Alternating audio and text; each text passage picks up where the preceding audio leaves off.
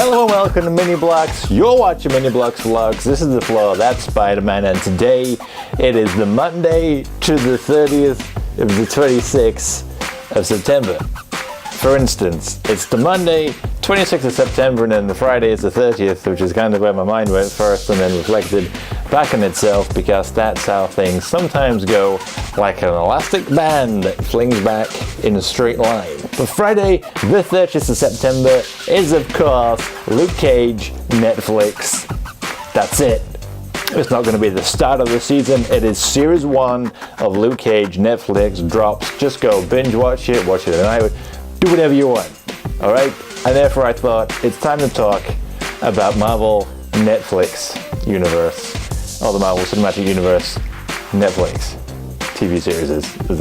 I think it's quite obvious that by now you figured out that I'm a comic book guy, I'm a Marvel guy, although I'm going to do a whole topic about comic books and my kind of divergence into that, whatever divergence means. And I also like watching television. Now I'm going to retract that last bit, because actually I don't have a TV license, I don't watch TV, I don't really care about TV. I can't even tell you the last time I sat down and watched TV. I come from a household where it was a daily routine to flick through the newspaper to see what was on every single channel and what do I want to watch tonight / what do I want to record, and then just record everything and then just never watch it until your DVR breaks, and then or your VHS tapes, you just record over them because you ain't got time to watch all this crap.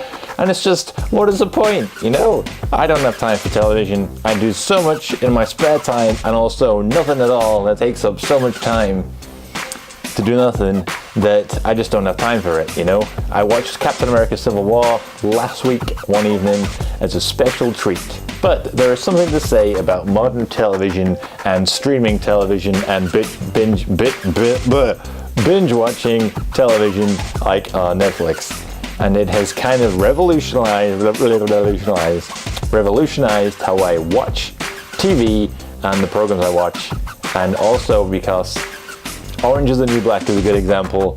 I would have watched, I first watched the first episode because everyone's raving about it, and I was like, I'm gonna go watch this, I don't like that, turn it off. I didn't even make it to the end of the episode.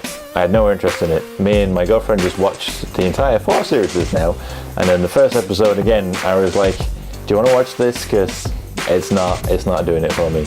It was the fact that it's like, here's series 1, well actually, because we watched it so late, it's like, here's series 1 to 4, just watch it, you know? I'm already paying for Netflix, it's just there. Sat down, watched at least one a night, and when the ball got rolling, I rolled over and fell and did a weird flip. I actually quite like Orange is the New Black. But that's not why we're here. We're here to talk about Marvel Netflix television shows, because to me, as a Marvel guy, as a comic book guy, I mean, I grew up with Marvel cartoons, the Spider-Man cartoons and Hulk and Iron Man and obviously X-Men were kind of like the backbone of my interest into the Marvel world. Whereas like DC would own the film areas because you'd grow up watching, DC owned the live action areas because I grew up watching the reruns of the Adam West series and obviously the Tim Burton Batman films and the Christopher Reeve films and the New Adventures of Lois and Clark. Really doesn't matter, but more or less like Marvel was animated, DC was live action, and there's big differences here and there that I was sort of intertwined between both. Whereas my comic book interest has always been Marvel. Like the Marvel characters, I've got more of an interest in the comic book lineage, aside from obviously Batman, because everyone likes Batman and Batman's got some cool stories. The older I got, the more comic books I got, and the more I back jumped, particularly with the internet, and I could just go on and buy things because I don't have comic book stores around me. There are a few now, but there's never been like, well, there's this town's comic book shop. Just doesn't exist. And if they did exist, it's like, wow, or it's out of business. So it was difficult to actually get into comic books aside from like more traditional English books like Beano, which was quite regularly available.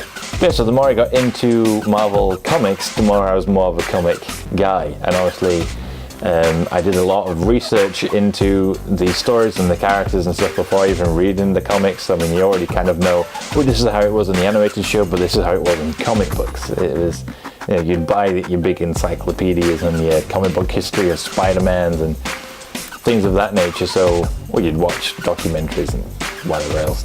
So you have a good idea of what's different. And the 90s cartoon has a lot of similarities with a few little changes. So overall, I kind of grew up with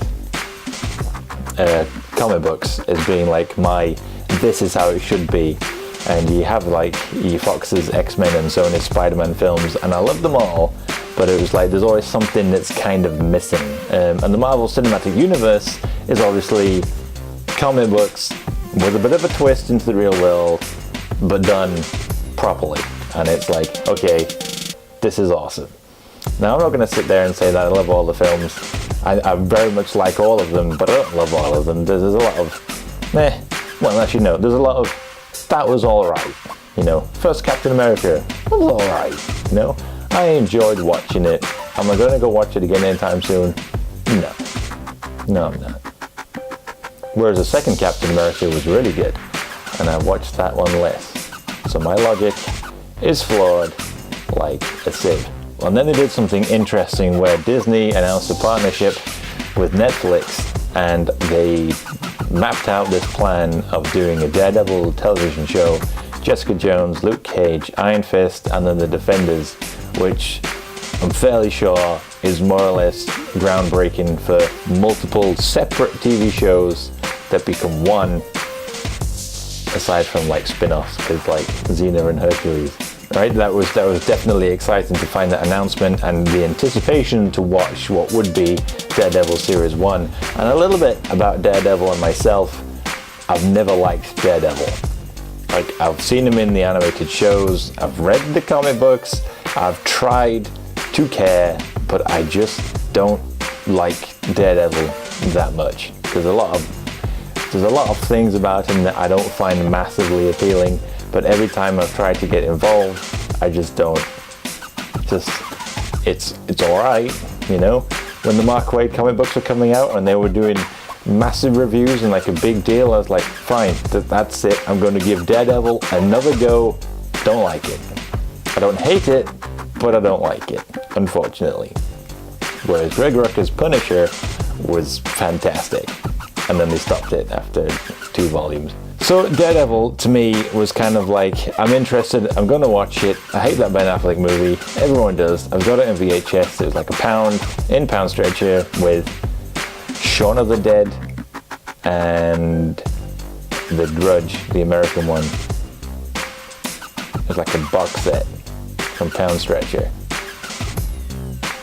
I don't really like any of those films. So my anticipation for a Daredevil television show was at a good peak, but not like I'm going to really enjoy this. And then they delivered, and like I watched Daredevil, and I remember it distinctly, and I was just so invested in it. Like, I can't believe that they've made Daredevil a character who I like, but I really don't care about, and now I absolutely love Daredevil. It just brought a new element to that character that I've never found connected before, and I don't know if that's just how they've portrayed him. A bit more sort of time invested in it, but certainly he lends himself brilliantly to that kind of format, and the fact that they have beautiful told stories, action-packed, and it's not just this like, oh, it's good, you know. I mean, you look at the episode 2 of Daredevil Series 1 with that corridor fight scene. It is like I'm a film fan, you know. That's what I studied in. And you look at it and you think, like, they did that? I think they did it in one shot. It was awesome. It's like, it's not just oh, it's Marvel and it's a TV show and it's a Netflix I can binge watch immediately, and it's Daredevil and it's good. It's like, it's not just good for that reason, it's good because they actually made an absolutely awesome kick-ass television show that actually broke like ground. They very polished, very high budget television show for a Marvel character that's going to actually build into this whole Defenders thing that was already exciting, and the fact that this is happening whilst Avengers is happening and there's a connection through it. It's like, what the hell are you doing? This is fantastic. What a time to live in, when you can find that like the Netflix shows are going to be like your lineage, like the animated shows were mine. Just think that, you know, I grew up watching Daredevil on Netflix is fantastic, you know, and then when I think about what Marvel are doing currently, I'm not a big comic book buyer anymore. Like, I've never jumped in and thought, I'm gonna go buy, I want Iron Man and Captain America and Spider-Man and all these, you know. I keep Spider-Man and I get the Brian Michael Bendis Guardians of the Galaxy, and I follow that through to now. I'm very behind on reading comic books, but I'm not that invested in all these Marvel characters that I want all these continued series. It's like, if you do a good run, I'll buy that as a trade paperback, but that invested on these Marvel characters from the comic books perspective to see how these stories are evolving. But obviously I'm a huge film fan, and I seriously enjoy the comic book films. I don't care what they are. Anything that's coming out that's like a good comic book film, I'm going to go watch it. Anything Marvel put out, I'm going to be there opening night to watch it. That sort of, it's just fun, you know. I enjoy it. I love all these characters and all these characters. I want to see what they do with it, and stay up to date really in that kind of movement. Although saying that, I'm quite behind on X-Men movies and I still haven't watched Deadpool, but it's like, yes, they're Marvel, but they're not Marvel. But when I think about what actually gets me physically excited, it is the Netflix shows. Luke Cage, Doctor Strange. Luke Cage is like my excitement level. Doctor Strange I'm excited for, but there's a massive difference, because this one's going to be some awesome, epic kind of movement. It's going to link into all this stuff that I love, and it's going to develop into something else, and it's like, I'm invested in it, I love it, I just want more of it. Whereas Doctor Strange, I have absolute 100% faith that film is going to be great. I like Benedict Cumberbatch. I'm a big fan of, well, I'm a fan of Doctor Strange. I won't say I'm a big fan, but I'm a fan of Doctor Strange. I like Doctor Strange a lot. So, you know, it's gonna be a good part of the Marvel Cinematic Universe, but to me it's gonna be this massive, massive deal. But yet the Netflix show is gonna be the best thing that, you know, that's gonna come out in comparison. So it's like, no matter what they do in the films, I'm gonna be invested in and excited for, but the Netflix TV shows is where I actually physically get giddy with the excitement, which is difficult to find. And the Netflix shows, even though they're about lesser characters that I don't know massive, I mean, Jessica Jones I don't know anything about. Luke Cage, obviously I know Luke Cage, but I'm not like super knowledgeable and invested in his life. The lesser known characters that I know less about, but I care about them more, and I know that they're going to actually deliver more to what I want than to what they're going to do with the films. Super excited to watch Luke Cage this Friday. Can't wait to see what they're going to do, because there's a Jessica Jones Series 2 coming out, Daredevil Series 3, Iron Fist is obviously on the horizon, Defenders can't be that far away, and they have announced the Punisher Netflix show, which is probably my most anticipated one, because I love the Punisher, and he was fantastic in Series 2 of Daredevil. So I can't wait for the Netflix shows. There's a lot of talk lately about Moon Knight. He's floating around there in most discussions about Marvel, despite the fact that Moon Knight really isn't that big of a character. I don't think he's got as massive, he's got a big following, he's a big cult guy, but you know, he's not got, I feel like, you know, I suppose they've done Ant-Man, for instance, but I feel like Ant-Man and like Black Panther and things have a bigger sort of more cult following, but obviously now they've been embedded into the Marvel Cinematic Universe, and obviously they're in a lot of the recent cartoons. The Avengers Mightiest Heroes of Earth, or whatever that show is called, is fantastic as well. If you've not seen that, you should go buy that and just binge watch the hell out of it. It's one of the best Marvel shows that I've ever seen. I think they nailed all of it. It was fantastic. I loved watching it. So if I was going to say what do I want them to do next, then my answer would be Moon Knight. I love Moon Knight, and it sucks as a Moon Knight fan who can't buy anything Moon Knight. You get the odd figure here and there, but like, I want a t-shirt, I want more figures, I want memorabilia, I want posters, I want all this stuff. Moon Knight is my guy, and it's like, it's just not there. And I just want them to bring him to the limelight. And I have 100% faith that they're going to do that soon, because even James Gunn, Guardians of the Galaxy director, is pushing for a Moon Knight film or show. And I think a Netflix show, if they do it right and they make it like that dark and interesting and they nail his personas, that's going to be a brilliant show that will have me just pooping with excitement out of the face. What is now is Marvel's Netflix Luke Cage Friday. 30th of September, and I can't wait for it, and I know you can't wait for it, and I'm just gonna jump in and get involved and probably talk about it some more because I'm excited. Are you excited?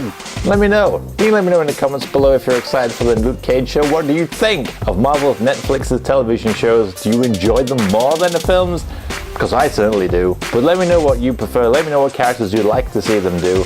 And you can hit me up in the comments below or directly to me at Minibloks questions over on mbq@mail.com, and I'll read them out on the show because that's the kind of guy that I am. But until then, that's Spider-Man, Luke Cage, Vlogs. Thank you for watching. Thank you very much for watching my video. Make sure to hit that subscribe button down below to stay up the latest from my channel. You can find me on Facebook, Twitter, Instagram, and Pinterest on the Mini Bloks. What else would it be? If you want to see me sit down and rant some more over Mini Bloks vlogs, then go check out last week's Hasbro Marvel Superhero Mashers rant. Or to see me battle the final stages of Ninja Gaiden on the Sega Master System, then go find Ninja Gaiden Episode 4 Over Battle over on Mini Bloks Plays. But for everything else, Marvel, comic books, television, rants, and video games, make sure to keep it locked to Mini Bloks.